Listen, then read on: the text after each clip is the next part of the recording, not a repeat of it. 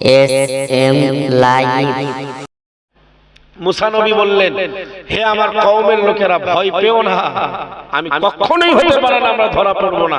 আমার সঙ্গে হয়েছে আমার রব, তিনি আমার জন্য কোন রাস্তা বর্ণনা করে দেবেন। যদি বলুন আরে দেরি হলো না, কোরআনের আয়াত নাযিল হয়ে গেল, আল্লাহ নবী মুসার কাছে ওহী নাযিল হয়ে গেল। ও নবী মুসা, তোমার ডান হাতে যেটা রয়েছে, ওয়াদরিব বিআসাকাল বাহর ফানফালাকা ফাকানা কুল্লু ফিরকিন কাত্তাওয়াল আযীম ওয়া আসলাফনা তাম্মাল আখরিন ওয়া আনজাইনা মুসা ওয়া মান মা'হু আখরিন।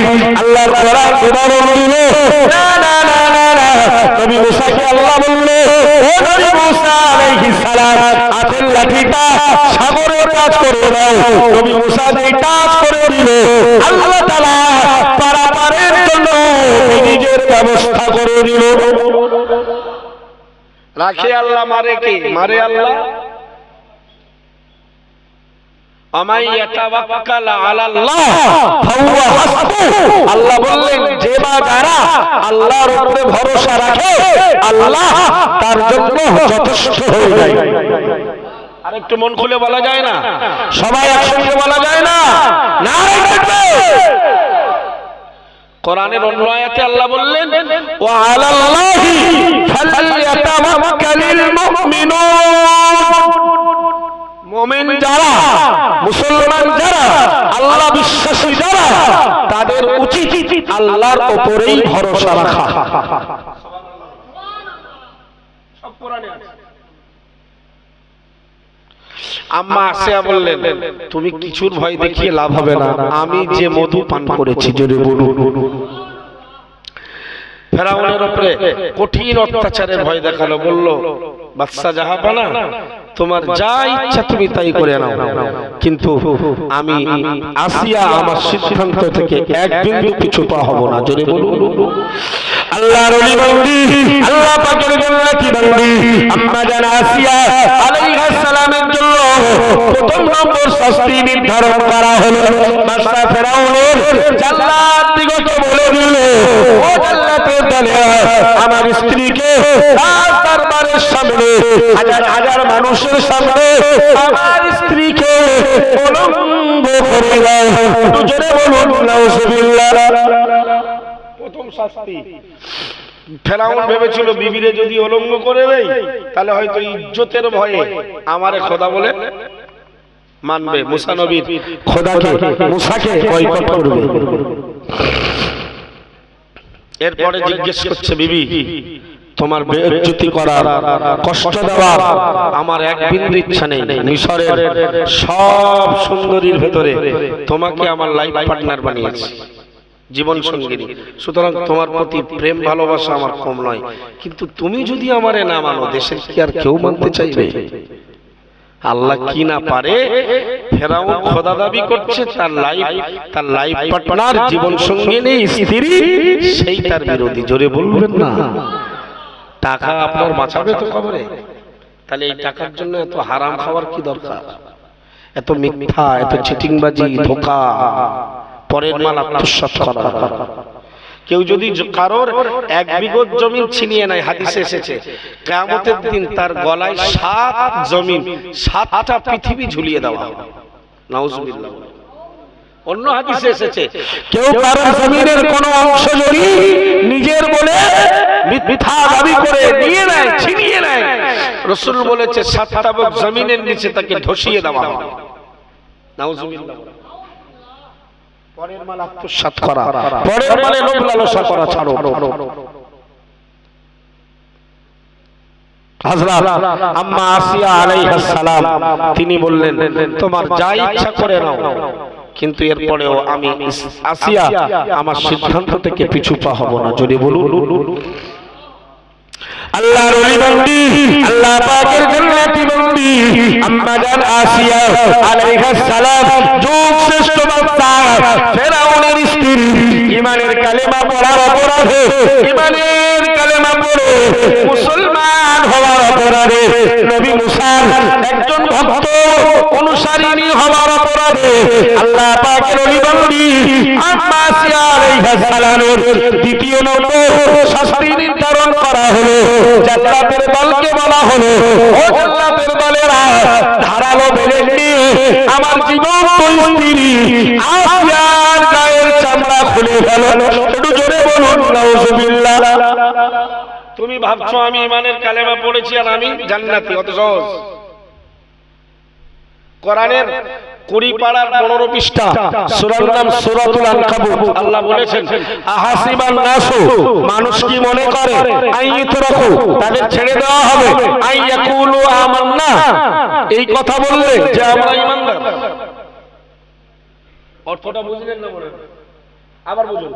কোরআনে আল্লাহ বললেন, সূরা আনকাবুত মানে ওই যে মাকড়সা গাড়ে সাওয়ারে রাসূলের আবু বকরকে জাল বুনে দিয়েছিল, ওই মাকড়সাকে আরবিতে বলা হয় আনকাবুত। ওই জাল বোনার ঘটনাটা এই সূরায় আছে, তাই আল্লাহ সূরাটার নাম মাকড়সার নামে রাখলেন। আর একটু মন খুলে বলবেন না? এই আনকাবুতের একদম 2 নম্বর আয়াতে আল্লাহ বলছে, আসিবান নাসু, মানুষ কি মনে করে, আইয়ুতরাকু, তাদেরকে ছেড়ে দেওয়া হবে, আইয়াকুলু আমান্না, শুধু এই কথা বললে যে আমরা ঈমানদার। আল্লাহ বলছে, আল্লাহ বলছে যে মানুষ কি মনে করে যে আমরা ঈমানদার বললেই ওদেরকে ছেড়ে দেওয়া হবে। অহুম লা ইফতানুন, অথচ এখনো তো তাদের কোনো পরীক্ষা নেওয়া হলো না, তাদের ঈমানের কোনো পরীক্ষা। আসিয়া ঈমানের পরীক্ষায় আছে। আমার কথা বুঝতে পারছেন না? মনে করছেন এই ঈমান নিয়ে বিরাট বগল বাজাচ্ছেন, দাবাচ্ছেন আর নাচতেছেন, আমি জান্নাতি। ও মামার বাড়ি আপনার। হযরত আমিরা হামজার জীবনী শুনেননি? হযরত মুসাইব ইবনে উমাইরের কথা শুনেননি? হযরত ওমর ফারুকের কথা শুনেননি? হযরত আলী কারামাল্লাহু ওয়াজহু রাদিয়াল্লাহু তাআলা আনহু জীবনের সুখাহত কথা, ইমাম হুসাইনের কথা মনে পড়ে না? ईमान किसको कहा जाता है, किस ईमान के बदले में जन्नत मिलेगा, आज तुम जान लो, आज तुम सीख लो। আম্মা আসিয়ার দ্বিতীয় নম্বর শাস্তি ঈমান আনার অপরাধে। উনি জীবিতা, ওনার গায়ের কাঁচা চামড়া খুলে ফেলা হলো ব্লেড দিয়ে। মানুষটার কি হতে পারে? আল্লাহু আকবার বলেন। আল্লাহর ওলি বান্দি, আল্লাহ পাকের জান্নাতি বান্দি আম্মা জান আসিয়া আলাইহিস সালামের দেহ থেকে যখন চামড়া খুলে ফেলা হলো, না না না না না, কিতাবের ভিতরে এসেছে আম্মা আসিয়া আলাইহিস সালাম পুকুর থেকে জ্যান্ত মাছ যখন ডাঙায় তুলে আনা হয়, যেভাবে লাফালাফি করে, আল্লাহর ওলি বান্দি ঈমান আনার অপরাধে তার গায়ের চামড়া খুলে ফেলা হলো। আল্লাহর ওলি বান্দি আসিয়া আলাইহিস সালাম জমিনের উপরে রাত দরবারের সামনে লাফাতে শুরু করেছে।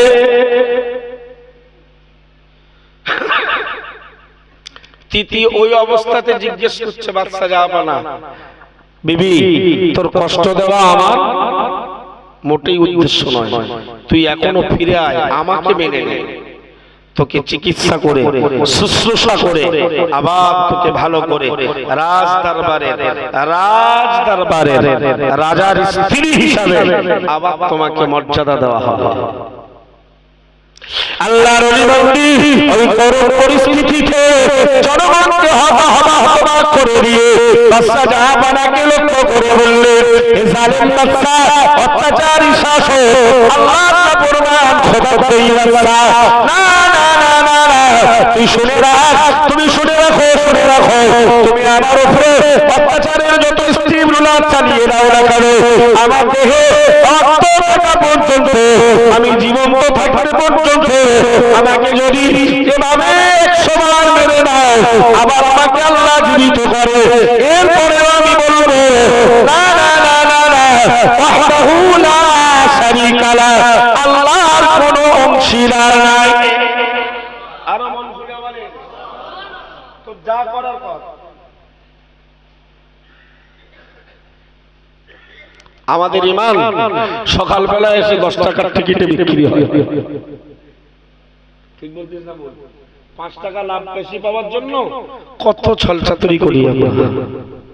হালাল পথে থাকুন, হয়তো সুখ শান্তি ভোগ বিলাসিতা আয়েশ আরাম একটু কম হবে, কিন্তু চোখটা বোঝানোর পরে অনন্তকালের শান্তি ভোগ করবেন। আর একটু মন খুলে বলুন। আল্লাহ নবী বলতেন, দোয়া করে করে বলতেন, ও রব্বুল আলামিন আল্লাহ, ও রব্বুল আলামিন আল্লাহ, আহইনি মিসকিনা ওয়া আমিতনি মিসকিনা ওয়াহশুরনি ফি সামারাতিল মাসাকিন আও কামা ক্বালা আলাইহিস সালাম। প্যারা নবী মুহাম্মদুর রাসূলুল্লাহ সাল্লাল্লাহু আলাইহি ওয়াসাল্লাম আল্লাহকে ডেকে বলতেন, ও রব্বুল আলামিন আল্লাহ, আমি মুহাম্মদুর রাসূলুল্লাহ সাল্লাল্লাহু আলাইহি ওয়াসাল্লামকে যতদিন বাঁচিয়ে রাখবেন, গরীব মিসকিন অসহায় করে বাঁচিয়ে রাখবেন। একটু জোরে বলুন সুবহানাল্লাহ।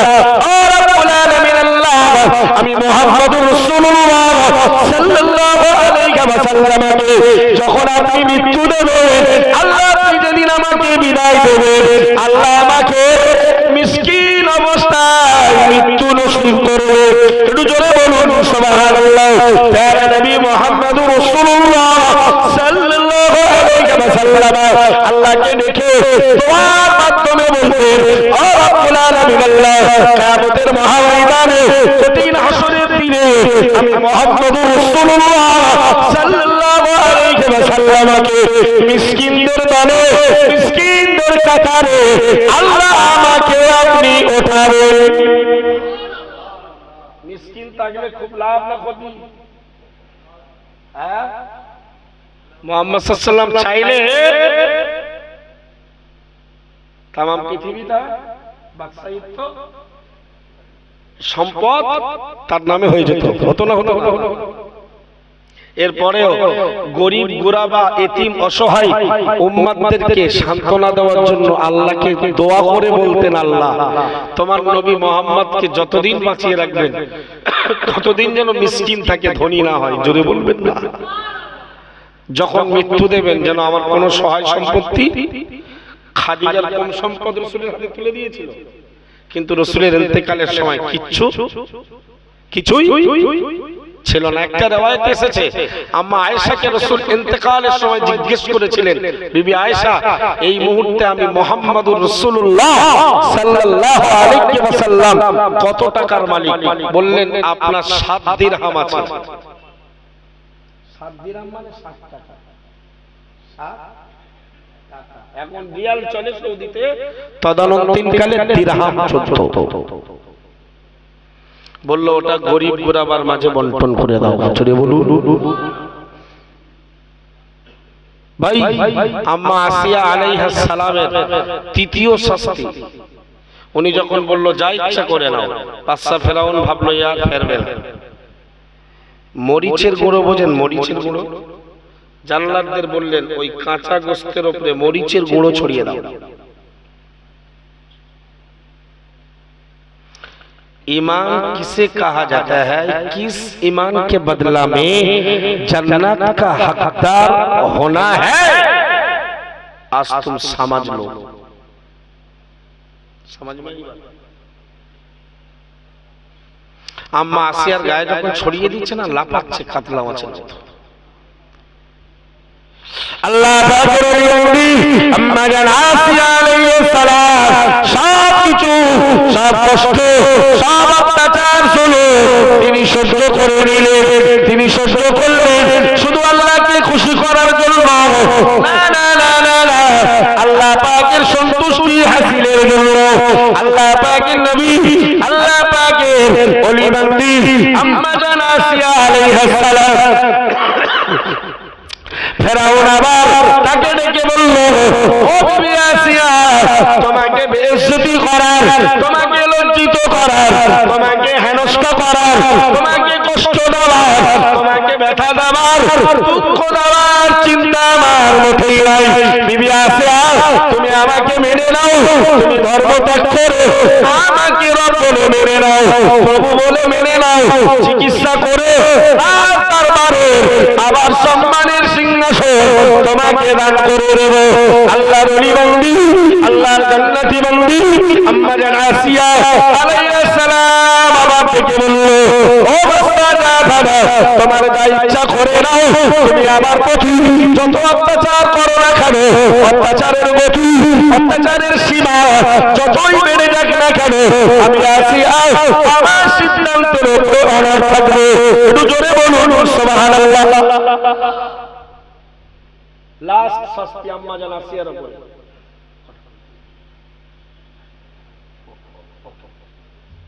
শেষ করব, শেষ কথা।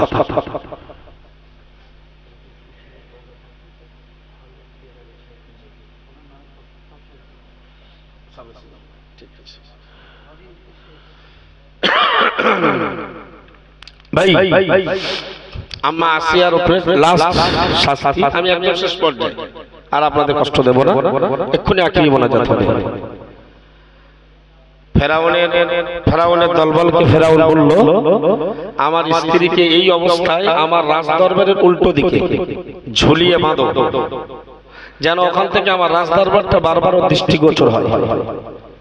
ফেরাউনের মনে আশা ছিল যে ওখান থেকে যদি রাজদরবারটা দেখে জীবনের শেষ সময়, তাহলে হয়তো ভাবতে পারে যে আমি যদি ধর্মটা ত্যাগ না করি তাহলে এই রাজদরবারে আমার আর থাকা হবে না। এই চিন্তা চেতনা হয়তো আমার স্ত্রী ফিরে আসতে পারে। এই চেতনায় ফেরাউন লোকজন দিয়ে ওই অবস্থাতে দরবারের উপর, যা রাজদরবারের অপর দিকে ঝুলন্ত অবস্থায় বাঁধলেন, যেখান থেকে আম্মা আসিয়া বারবার ওই রাজদরবারটা দেখতে পাচ্ছিলেন।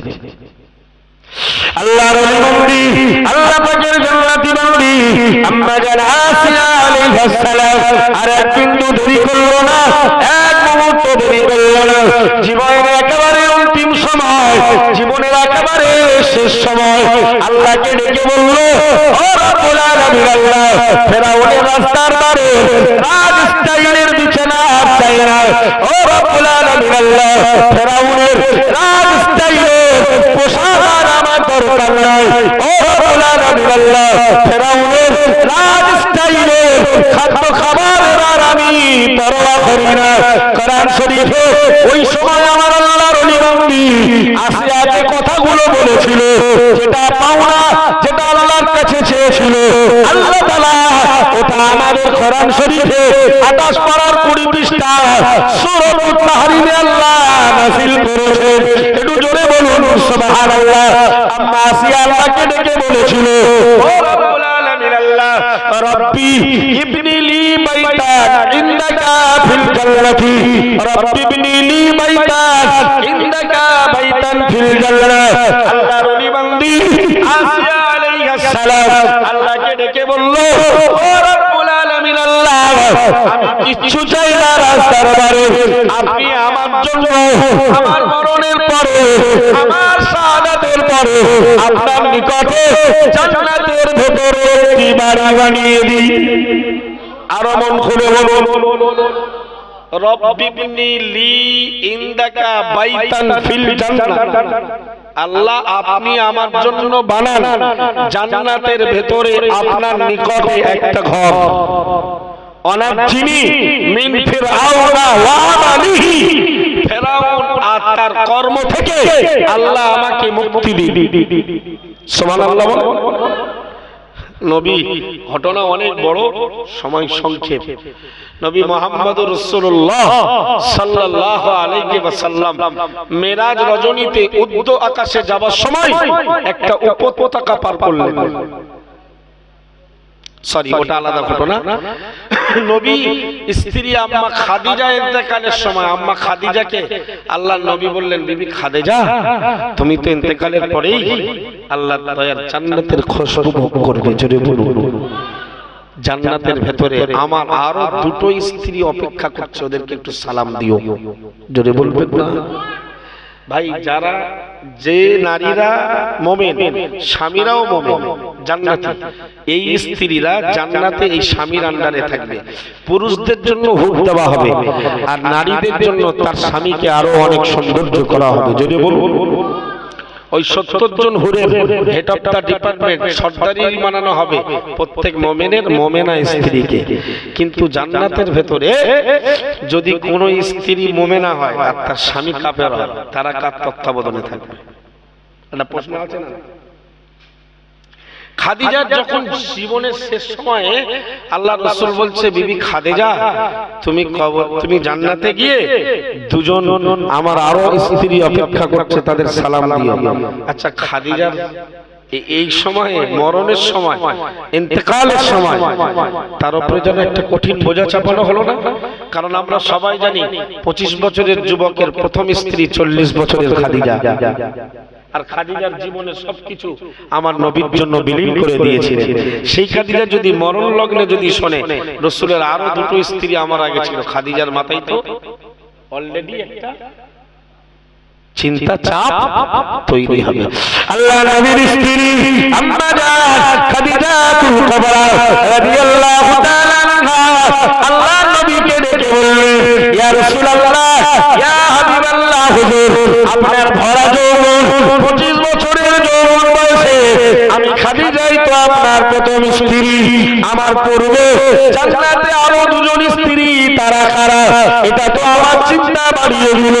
আল্লাহ পাকের হাবিব মুহাম্মদুর রাসূলুল্লাহ সাল্লাল্লাহু আলাইহি ওয়াসাল্লাম বললেন, ও বিবি খাদিজা, ও বিবি খাদিজা, দুনিয়ায় তারা বিবাহ বন্ধনে আমার স্ত্রী নয়।